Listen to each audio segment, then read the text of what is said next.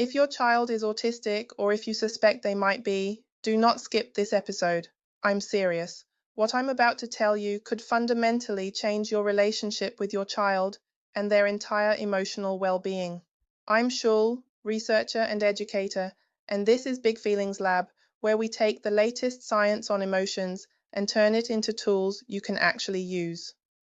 Today, we're talking about autistic emotions. And I need to be very clear from the start. Almost everything you've been told about how autistic people experience emotions is wrong. Not just incomplete, not just outdated, wrong. And these myths, these fundamental misunderstandings about autistic emotional experiences are causing real harm. They're damaging relationships between parents and children. They're leading to inappropriate interventions. They're contributing to mental health crises in autistic kids and adults. And when parents treat meltdowns as tantrums, when they punish, shame, or try to behavior modify them away, they're not just ineffective, they're causing harm. You cannot punish someone out of a neurological response to overwhelm. You can only traumatize them and teach them that their nervous system's distress signals are unacceptable. What autistic kids need during and after meltdowns is completely different from what you'd do with a tantrum. During a meltdown, safety, reduction of sensory input, space, no demands. After a meltdown, rest, recovery, compassion, and analysis of what led to the overwhelm so you can prevent it next time. Not punishment, not consequences, not lectures about appropriate behavior, because it wasn't a behavior, it was a nervous system crisis. Understanding this difference is critical for supporting autistic children's emotional health. Fourth misunderstanding. Autistic people don't want social connection. This myth is particularly damaging because it leads to social isolation and loneliness, which are massive mental health risk factors for autistic people. The truth is, most autistic people do want social connection. They just want it on different terms. Many autistic people find neurotypical social rules exhausting, confusing, or nonsensical. Small talk feels pointless. Eye contact is uncomfortable or even painful. Indirect communication is frustrating, but that doesn't mean they don't want friends. It means they want friendships that work differently. Many autistic people thrive in friendships where you can talk about your special interest in depth. You can be direct and honest without social niceties. There's less emphasis on eye contact and body language. There's understanding about sensory needs and social energy limits. You can communicate via text when verbal is overwhelming.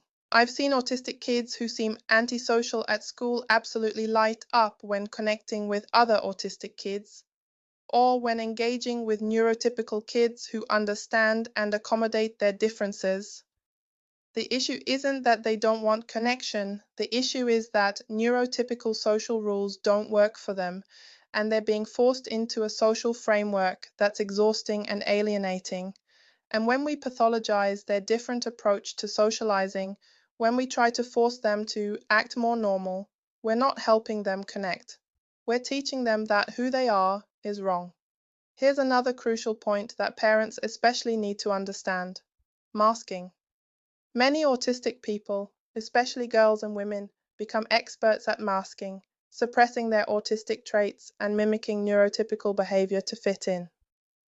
From the outside, a child who's masking might look fine. They might seem to be functioning well at school. They might appear social and engaged. But masking is exhausting. It's literally performing a different neurotype all day long. And what happens when these kids get home? They fall apart, they melt down, they shut down, they can't handle any additional demands. And parents are confused. They're fine at school. They save all the bad behavior for me. That's not bad behavior. That's what happens when someone's nervous system has been in survival mode all day and finally reaches a safe space where they can stop performing. Home is where they melt down because home is where they feel safe enough to let the mask drop. And if you punish that, if you say you can behave at school, so you can behave at home, you're not teaching better behavior. You're teaching that home isn't safe either. You're teaching your child that there's nowhere they can be authentically themselves. Masking is associated with significantly higher rates of anxiety, depression, and suicidal ideation. In autistic people, it's not a success story when an autistic child passes as neurotypical. It's often a mental health crisis waiting to happen. What your autistic child needs is not to learn to mask better. They need spaces where they don't have to mask at all. They need acceptance of their authentic self. Let's talk about something that confuses a lot of parents: emotional regulation in autistic children. Traditional emotional regulation advice doesn't work well for many autistic people. And when it doesn't work, parents think their child is being difficult or isn't trying. Here's why traditional approaches often fail. First, many emotional regulation techniques rely on interoception, awareness of internal body states. Many autistic people have reduced interoception. They don't notice they're getting overwhelmed until they're already in crisis. So telling an autistic child to notice when you're getting upset and use your calming strategies doesn't work if they can't notice until it's too late. Second, many calming strategies involve sensory input that might be overwhelming for autistic nervous systems. Deep breathing might make them more aware of uncomfortable sensations.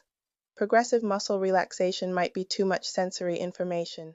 Third, many emotional regulation approaches assume that emotional distress is temporary and manageable with the right techniques. But for autistic people, the baseline sensory and emotional load is often already high. Adding a stressor might push them over the edge no matter what techniques they use. So what does work? Environmental modification. Reducing the baseline load so there's more capacity for inevitable stressors. This means reducing sensory input, noise-canceling headphones, dimmer lighting, comfortable clothing. Reducing social demands, fewer forced social interactions, more downtime. Reducing unpredictability, clear schedules, advance warning of changes. Increasing agency, giving choices, respecting no. When you reduce the baseline overwhelm, there's more capacity to handle emotional challenges. Also, different calming strategies work for different autistic people. Some find stimming incredibly regulating. Some need movement. Some need deep pressure. Some need to be alone. Some need to talk about their special interest. The key is figuring out what works for your child, not forcing what should work according to neurotypical standards. Let's talk about something that's often misunderstood: special interests and emotional regulation. Many parents and educators see special interests as a problem. My child is obsessed with trains. They only want to talk about dinosaurs. They spend all their time on their computer game. And the instinct is to limit this, to force the child to engage with other things, to broaden their interests.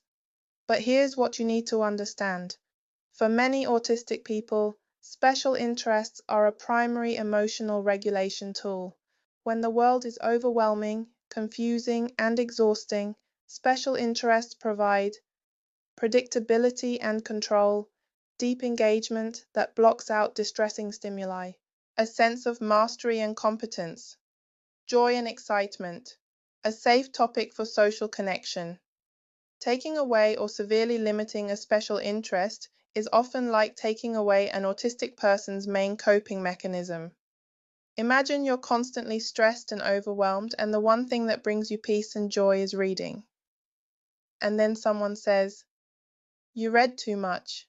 You can only read 30 minutes a day. You need to try other things." That would feel cruel, right? That's what it feels like to an autistic person when you limit their special interest. Now, I'm not saying there should be zero boundaries. If a special interest is preventing all other functioning, that's something to address. But the goal shouldn't be to eliminate the interest. The goal should be to integrate it in healthy ways.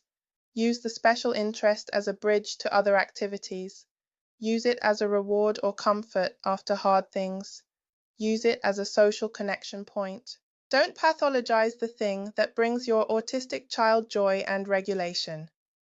Here's something else that often causes confusion and conflict: literal thinking and emotional communication. Many autistic people process language literally. Metaphors, sarcasm, indirect communication, these can be genuinely confusing. So when you say, I'm fine, but your tone and body language say you're upset, your autistic child might believe you're fine. They're not being insensitive. They're processing your words literally. When you say, can you clean your room, meaning go clean your room now, your autistic child might answer yes, because technically they can clean their room. They're not being defiant. They're answering the literal question. This causes so many conflicts where neurotypical parents think their autistic child is being difficult, when really there's just a communication mismatch. The solution isn't to teach your autistic child to read between the lines better, though some can learn this with explicit teaching. The solution is also to communicate more clearly and directly. Say what you mean what you say, be explicit. I'm upset right now instead of I'm fine. Please clean your room now instead of can you clean your room? This doesn't mean you're dumbing down your communication. It means you're respecting that different brains process language differently. And honestly, this kind of direct communication is healthier for everyone, but it's essential for autistic people. Let's talk about something that causes immense suffering, the pressure to make eye contact. In many cultures, eye contact is seen as essential for communication, respect, and connection. Children are taught, look at me when I'm talking to you. For many autistic people, eye contact is anywhere from uncomfortable to actually painful. It's not rude, it's not disrespectful, it's genuinely distressing. Some autistic people describe eye contact as feeling like they're being stabbed. Others say it's so overwhelming that they can't process what the person is saying while making eye contact. So when you force an autistic child to make eye contact, you're either causing them genuine discomfort or pain, making it harder for them to actually listen to you, teaching them that their comfort doesn't matter and they should endure distress to please others. None of those are good outcomes. And yet, this is such a common battle. Parents and teachers insisting on eye contact, ABA therapy literally training eye contact, social skills groups teaching it as essential. But here's the thing, eye contact is not actually necessary for communication, respect, or connection. Your autistic child can listen attentively while looking at your shoulder, or at the ground, or at a wall. That's not disrespect. That's how they process auditory information best. Your autistic child can care deeply about what you're saying while not looking at you. Lack of eye contact does not equal lack of care, and forcing eye contact doesn't create real connection. It creates compliance through discomfort. If you want your autistic child to actually hear and understand you, let them look wherever they need to look. Their ears work regardless of where their eyes are pointed. Now let's talk about something that's crucial for parents to understand: autistic burnout. Autistic burnout is different from regular tiredness or stress. It's a state of physical, mental, and emotional exhaustion that results from chronically accommodating a world that wasn't designed for autistic neurology. Symptoms include loss of skills, can't do things they used to be able to do, increased sensory sensitivity, increased meltdowns or shutdowns, loss of speech or increased difficulty with communication, inability to handle things that used to be manageable, extreme fatigue, depression and anxiety, loss of interest in things they usually enjoy. Parents often don't recognize burnout because it looks like regression or depression, and they respond by pushing harder. You used to be able to do this. You need to try harder. But you can't effort your way out of burnout. Pushing makes it worse. Autistic burnout requires significant reduction in demands, increased accommodation and support, more rest and recovery time, removal of stressors when possible, compassion and understanding, not pressure. Many autistic adults describe childhood burnout that was never recognized or addressed. They were just seen as lazy or not trying or regressing. If your autistic child seems to be losing skills or struggling more than usual, consider burnout. Don't push harder, pull back, create space for recovery. Let's talk about emotional expression and what it means when your autistic child seems emotionless or flat. Some autistic people have what's called a flat affect. Their facial expressions and voice tone don't vary much, regardless of what they're feeling internally. This doesn't mean they're not feeling anything. It means their external expression doesn't match their internal experience. Your autistic child might be absolutely thrilled about something while their face looks neutral. They might be deeply upset while their voice sounds calm. If you judge their emotional experience based only on their external expression, you'll constantly misunderstand them. You need to learn your individual child's tells. Maybe they stim more when excited. Maybe they go quiet when upset. Maybe they talk faster when anxious. Their emotional communication might not look like neurotypical emotional communication, but it's there. You just need to learn to read it. And please don't tell your autistic child to smile or show more emotion or stop being so flat. That's asking them to perform emotions they don't feel or to externalize in ways that don't come naturally. It's okay for their face to be neutral. It's okay for their voice to be monotone. Those things don't determine their internal experience or the validity of their emotions. Here's something that affects emotional well-being significantly: the role of routine and predictability. Many autistic people rely heavily on routine for emotional regulation. Predictability reduces anxiety. Knowing what to expect allows them to prepare. When routines are disrupted without warning, it can be genuinely destabilizing. Not just annoying or disappointing, actually distressing. Parents sometimes see this as rigidity or being inflexible, and there's an instinct to help by exposing the child to unpredictability to teach flexibility, but that's like throwing someone who's afraid of water into a pool to teach them to swim. It's traumatizing, not therapeutic. Yes, life has unpredictability, but autistic children cope better with unpredictability when they have strong routines as a foundation. They get advance warning when possible. They have recovery time after disruptions. They're not constantly forced into unpredictability as practice. Think of routine as scaffolding. It provides structure and support. When the foundation is strong, they can handle the occasional disruption better. When you constantly disrupt routines for their own good, you're not building flexibility. You're creating chronic stress and anxiety. Let's address something controversial: ABA therapy and emotions. Applied behavior analysis is the most common therapy for autistic children. It's often covered by insurance. It's recommended by doctors. Many parents are told it's the evidence-based treatment. But we need to talk about what ABA often does to autistic emotional development. Traditional ABA focuses on behavior modification, making autistic children appear more normal, reducing autistic behaviors, teaching compliance. This often includes training eye contact despite discomfort, suppressing stimming, which is a regulation tool, rewarding appropriate emotional expression, punishing or extinguishing inappropriate behaviors. The goal is often to make the child seem less autistic, but here's what that does emotionally. It teaches autistic children that their natural responses are wrong, that their way of existing is unacceptable, that they need to perform neurotypicality to be valued. It prioritizes the comfort of neurotypical people over the comfort and authenticity of the autistic child.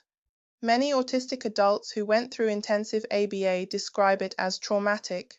They describe learning to mask extensively, learning to ignore their own discomfort, learning that their needs don't matter. They develop anxiety, depression, PTSD. They struggle with identity and self-worth. Now, I know some ABA providers have evolved their approaches. Some focus more on skill building than compliance. Some respect the child's autonomy more. But parents need to critically evaluate: is this therapy helping my child develop skills to manage their world? Or is it training my child to perform neurotypicality for my comfort? Is it respecting my child's neurology? Or is it pathologizing their natural way of being? Those are very different goals, and they have very different emotional outcomes. Let's talk about communication methods and emotional expression. Not all autistic people communicate verbally. Some are non-speaking. Some lose speech when stressed. Some find typing or AAC, augmentative and alternative communication, easier than speaking. The ability to speak is not the same as the ability to communicate. Non-speaking autistic people have rich internal lives. They have complex thoughts and emotions. They have things they desperately want to express. When we assume that non-speaking means non-thinking, when we talk about autistic people like they're not in the room, when we don't provide communication alternatives, we're causing immense emotional harm. Every person deserves a way to communicate. AAC devices, typing, sign language, picture boards, whatever works. And when autistic people get access to communication tools, they often have so much to say. Things they've been holding in for years because no one gave them a way to express it. If your child is non-speaking or has inconsistent speech, prioritize finding communication methods that work for them. Not just so they can tell you what they want, but so they can express their thoughts, feelings, preferences, and experiences. Communication is a basic human right. It's essential for emotional health. Here's something else parents need to understand. Sensory experiences are emotional experiences for many autistic people. When your autistic child says, "This shirt hurts," they're not being dramatic. They're describing a genuine sensory experience that is emotionally distressing. When they refuse to eat certain foods, it might not be pickiness. The texture might genuinely trigger disgust or distress. When they cover their ears in a noisy environment, they're not being rude. They're trying to prevent sensory overwhelm that would be emotionally and physically painful. Sensory distress is emotional distress. You can't separate them. So when you dismiss sensory complaints as not a big deal or force your child through sensory experiences because they need to learn, you're invalidating their emotional reality. You're teaching them that their pain doesn't matter, that they should endure distress to please others, that their internal experience is wrong. Instead, believe your child. Accommodate sensory needs when possible. Advocate for accommodations at school. Respect that certain sensory experiences are genuinely intolerable for them. This isn't giving in or being too soft. This is respecting that their neurology processes sensory information differently, and that difference is valid. Let's talk about co-occurring mental health conditions. Autistic people have significantly higher rates of anxiety, depression, OCD, and ADHD than the general population.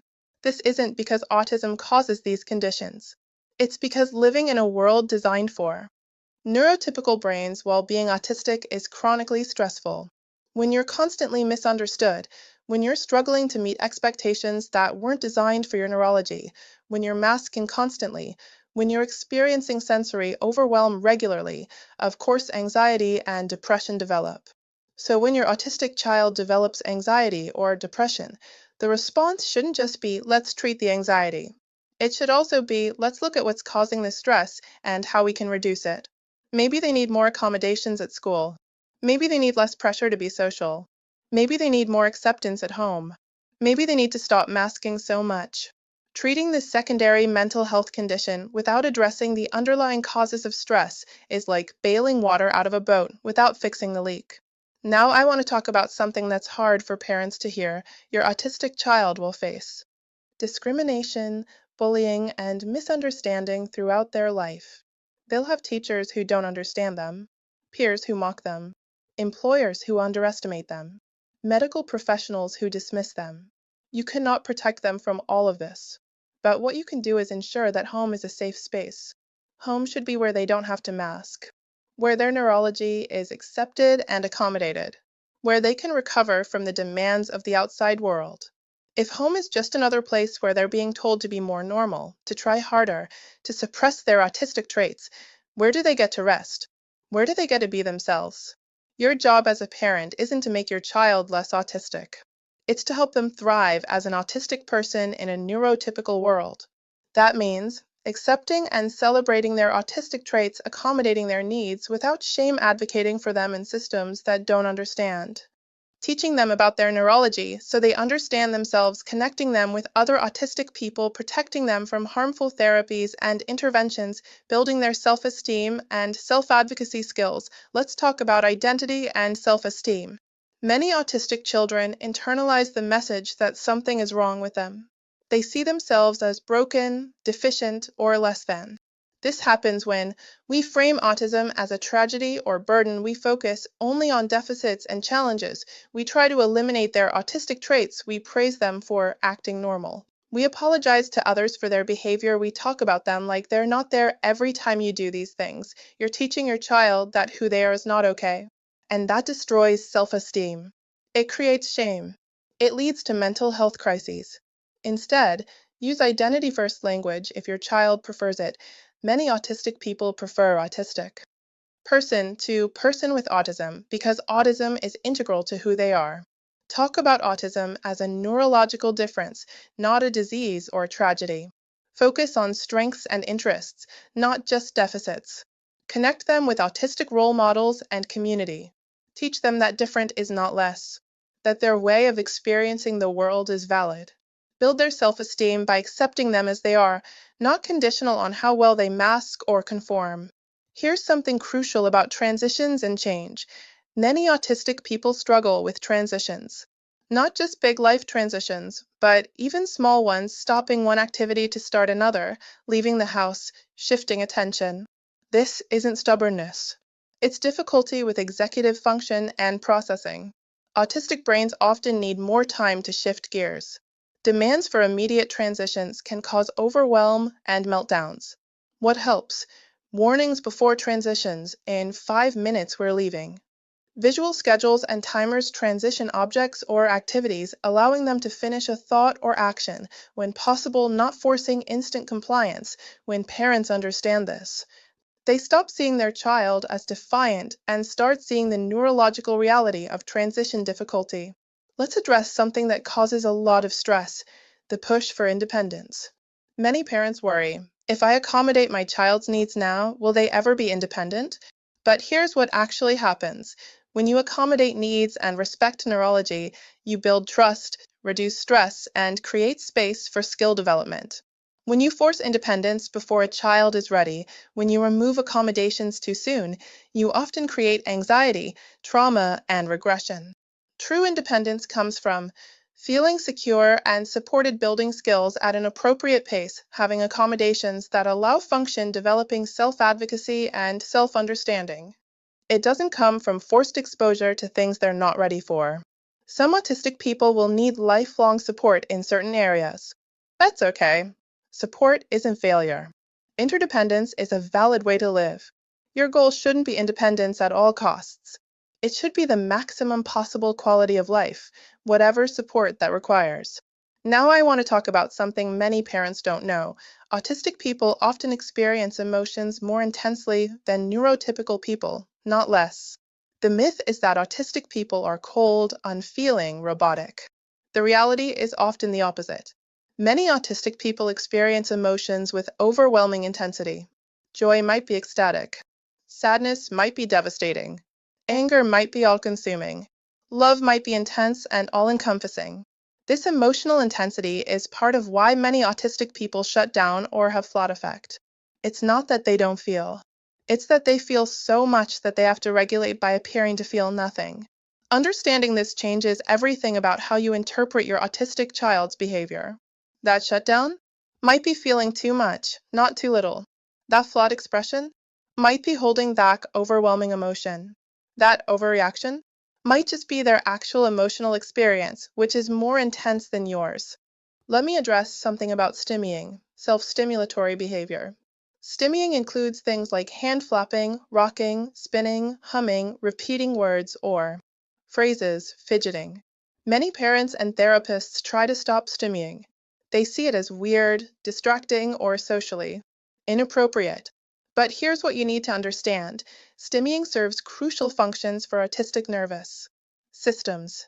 Stimming helps with emotional regulation, sensory regulation, processing information, expressing emotion, self-soothing, maintaining focus, experiencing joy. When you suppress stimming, You're taking away a primary regulation tool. Now, I understand that some stims might be harmful, head banging, skin picking, or truly disruptive. In those cases, the goal should be redirecting to safer or less disruptive stims, not eliminating stimming altogether. But harmless stims, hand flapping, rocking, humming, should be allowed and accepted. They're not hurting anyone. They're helping your child regulate. I know it might look weird. I know it might draw attention. But your child's ability to regulate is more important than others' comfort. Teach your child when and where certain stims are safe versus when they might need to use more subtle stims. But don't teach them that stimming itself is wrong. It doesn't come from forced exposure to things they're not ready for. Some autistic people will need lifelong support in certain areas. That's okay. Support isn't failure. Interdependence is a valid way to live. Your goal shouldn't be independence at all costs. It should be the maximum possible quality of life, whatever support that requires. Let's talk about something that affects long-term outcomes, the difference between accommodation and enabling. Some parents worry that accommodating their autistic child's needs is enabling or preventing growth. But here's the difference. Accommodation means providing support that allows someone to function and thrive while respecting their neurology. Enabling means doing everything for someone in a way that prevents them from developing skills they're capable of developing. Examples of accommodation: noise-canceling headphones in loud environments, extra time on tests, written instructions in addition to verbal, allowing stims and sensory supports, providing clear schedules and routines. These things help your autistic child function. They don't prevent growth. They create the foundation that makes growth possible. Examples of enabling: doing homework for them when they're capable of doing it themselves. Never allowing them to experience any discomfort or challenge, not teaching age-appropriate life skills, removing all expectations. The distinction is, does this support help them function despite their neurology? Or does it remove opportunities to develop capabilities they actually have? Your autistic child needs accommodations for the things that are genuinely harder due to their neurology. They still need opportunities to develop skills in areas where they're capable. Here's something about emotional safety and disclosure. Many autistic children and adults don't feel safe expressing their authentic emotions because they've learned it's not acceptable. They've been told they're too sensitive or overreacting. They've been punished for meltdowns. They've been shut down when they try to explain their experience. So they learn to hide, to suppress, to mask. And then they have no safe outlet for processing emotions. Everything gets bottled up until it explodes. If you want your autistic child to come to you with their struggles, you have to create genuine safety. That means believing them when they tell you about their experiences, not minimizing their distress, not punishing emotional expression, being curious rather than judgmental, validating feelings, even when you don't fully understand them. When autistic people feel safe, they can share their rich internal world. When they don't feel safe, they hide it and suffer alone. Let me talk about school and the emotional toll it takes on many autistic students. School is designed for neurotypical brains. Classroom environments, teaching methods, social expectations, none of it was designed with autistic neurology in mind. Many autistic kids spend all day managing sensory overload, fluorescent lights, noise, smells, textures, navigating confusing social rules, trying to focus despite sensory and cognitive differences, suppressing stims and natural behaviors. Trying to understand instructions that aren't given in ways that work for them, it's exhausting. By the time they get home, they're completely depleted. And then parents are confused about why their child, who held it together all day, falls apart at home. It's not manipulation. It's burnout from managing an environment that wasn't designed for them. What helps? Advocating for accommodations, IEP or 504 plan, sensory supports, headphones, fidgets, movement breaks, clear. Written instructions, understanding teachers, modified expectations when appropriate, accepting that after-school decompression is necessary, and honestly evaluating, is this school environment workable with accommodations? Or is homeschooling or alternative schooling better for this child's well-being? Academic success means nothing if it comes at the cost of mental health. Let's talk about the emotional impact of therapy and interventions. Every intervention you choose for your autistic child sends a message. If you choose interventions that focus on making them seem less autistic, you're sending the message. fewer is not okay.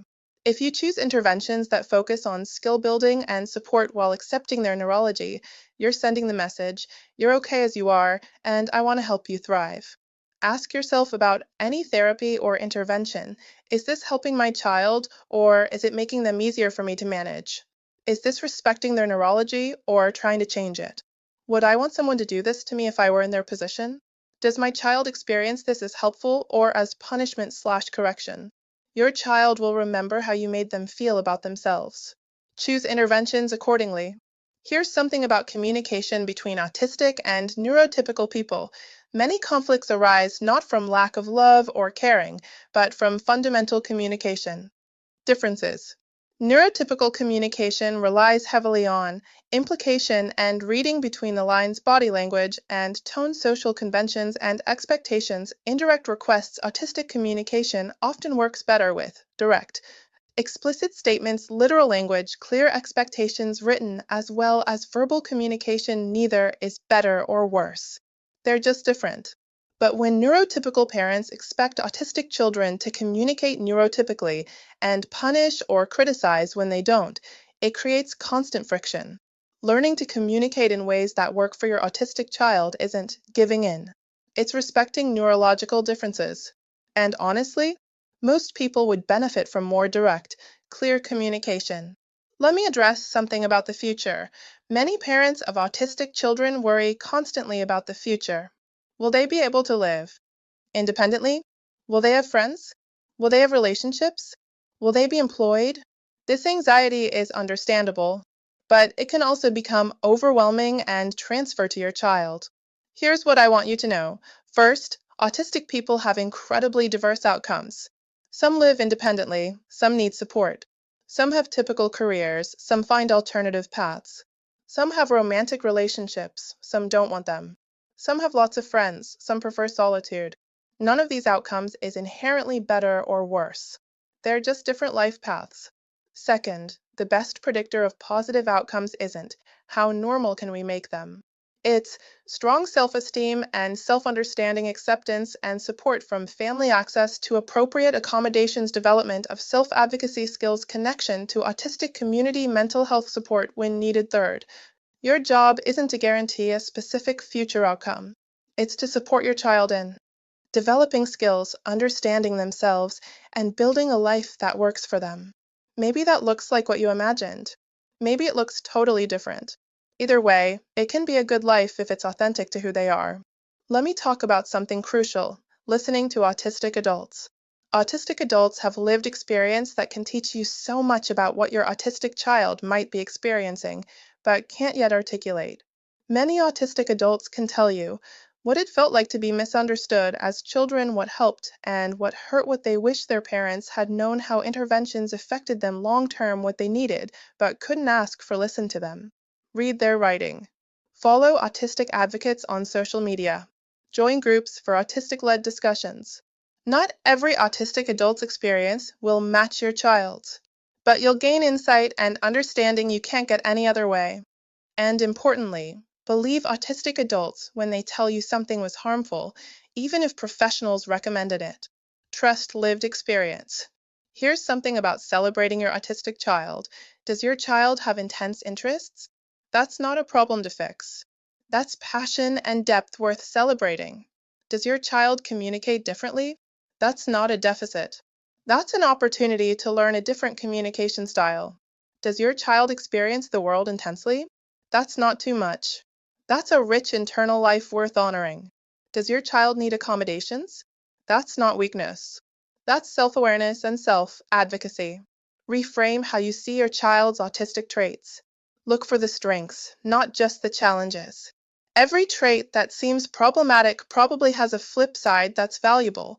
Rigid equals strong sense of justice and fairness. Obsessive equals passionate and deeply knowledgeable. Sensitive equals empathetic and emotionally aware. Socially awkward equals authentic and genuine. Your child needs you to see their value, not just their challenges. Let's talk about something that affects many families: sibling relationships. Having an autistic sibling can be complicated for neurotypical kids. They might feel jealous of attention and accommodations, embarrassed by public behaviors, responsible for managing or explaining their sibling, guilty for struggling with these feelings. These feelings are valid and need to be addressed. But here's what's important. Frame autism in your family as difference, not tragedy. Don't apologize for your autistic child to their siblings. Don't make them feel like they have to compensate for their siblings' existence. Teach siblings. Everyone has different needs. Fairness doesn't mean identical treatment. Their feelings are valid, and their autistic siblings' needs are valid. How to be supportive while maintaining their own boundaries. That disability and difference are normal parts of human diversity when you create a family culture of acceptance and understanding rather than shame and burden.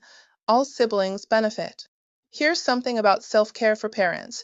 Raising an autistic child in a world that doesn't understand autism is hard. Really hard. You're constantly advocating, constantly educating, constantly fighting for appropriate support, constantly defending your child against misunderstanding. It's exhausting, and it's okay to acknowledge that. You need support too. Find it through parent groups, especially those that listen to autistic voices, not just warrior parent groups. Therapy for yourself, respite care when you need it, connection with other parents who get it, taking breaks and practicing self-compassion. You cannot pour from an empty cup. Taking care of yourself isn't selfish. It's necessary. But also, be careful about where you seek support. Some parent groups focus on autism as tragedy, on venting about their children, on seeking cures. That mindset is harmful to you and to your child. Seek spaces that frame autism as difference, that center autistic voices, that focus on accommodation and acceptance rather than normalization and cure. Let me end with this. Your autistic child is not broken. They don't need to be fixed. They need to be understood, accepted, and supported. The goal is not to make them less autistic. The goal is to help them thrive as autistic people. That means respecting their neurology, accommodating their needs without shame, accepting their communication style, supporting their regulation strategies, celebrating their interests and strengths, advocating for their needs, creating safety for their authentic self, connecting them with autistic community, building their self-understanding and self-advocacy. Loving them exactly as they are when autistic people are accepted and supported, when their needs are accommodated rather than pathologized, when they're not forced to mask and suppress themselves, they thrive. They develop healthy self-esteem. They build meaningful relationships. They pursue interests and careers that fulfill them. They live good lives. But when they're taught that who they are is wrong, when they're forced to suppress their natural neurology, when they're constantly corrected and modified, they develop mental health crises. They struggle with identity. They feel broken and worthless. The difference isn't in the neurology, it's in the response. You have incredible power as a parent. You can be the foundation of acceptance and support that allows your child to thrive. Or you can be another voice telling them they're not good enough as they are. Choose acceptance. Choose accommodation. Choose celebration. Your child is counting on you. If you're a parent of an autistic child and this episode challenged your thinking, good. That means you're open to learning and growing. If you're autistic and this episode validated your experience, I'm glad. You deserve to be understood. If you found this helpful, if it opened your eyes to something you needed to understand, please hit that subscribe button. Please like this video. And please share it with other parents of autistic children, with educators, with therapists, with anyone who needs to understand autistic emotional experiences better. The algorithm doesn't promote content that challenges conventional wisdom, but you can help spread it to the people who need it. Drop a comment below. Tell me, what's the biggest thing you learned? What are you going to change? What questions do you still have? Let's build a community of people who understand that autistic emotional experiences are different, not deficient. I'm Shul. This is Big Feelings Lab, and I'll see you next week. Remember, different is not less. Your autistic child's way of experiencing emotions is valid, valuable, and worthy of respect. Take care of yourselves, and take care of your autistic loved ones by accepting them exactly as they are.